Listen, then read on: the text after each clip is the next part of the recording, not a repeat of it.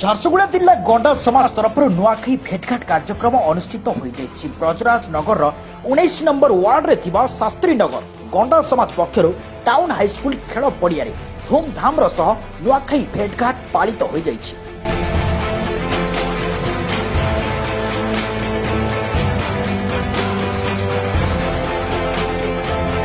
ଏହି ଉତ୍ସବକୁ ରଙ୍ଗବତୀ ଗୀତର ଗାୟକ ପଦ୍ମଶ୍ରୀ ଡକ୍ଟର ଜିତେନ୍ଦ୍ର ହରପାଲ मुख्य अतिथि भाव जोगदे दीप प्रज्वलन कर उद्घाटन करथिले।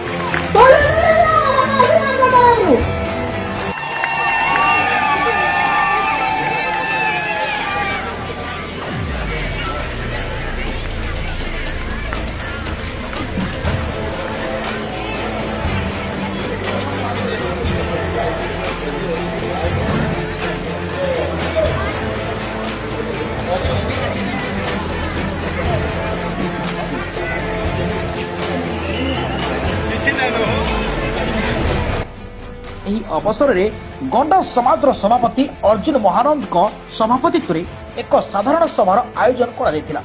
उक्त सभार मुख्य अतिथि पद्मश्री डॉक्टर जितेन्द्र हरपाल, सम्मानित अतिथि बरगढ़ बीडीओ शरद बाग, वरिष्ठ आईनजीवी त्रिनाथ गोवाल, झारसुगुड़ा गंडा समाज विकास परिषद सभापति लक्ष्मी चरण पाल, निहाल सिंह योगदान करथिले। प्रोफेसर रमेश चंद्र महानंद मुख्य वक्ता भाव जोग देथिले। गंडा समाज किपरि उन्नति होई पारिबो से उपरे वक्ता माने आलोकपात करथिले। नुआखाई परंपरा उपरे कहिथिले शास्त्रीनगर गंडा समाज सभापति।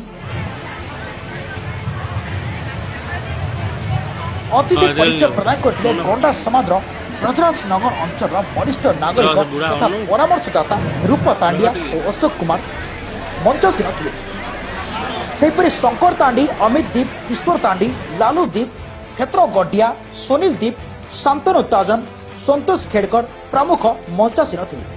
मंच परिचालना संतोषी जयपुरिया, रूबी तंती, चांदवी जयपुरिया मंच परिचालना करथिले। शास्त्रीनगर गंडा समाज समस्त युवक युवती यह कार्यक्रम को परिचालना करथिले। परिशेष रे सांस्कृतिक कार्यक्रम होइतिला। झारसुगुड़ारू जिला प्रतिनिधि विजय कुमार साहू का रिपोर्ट, चेतना मीडिया।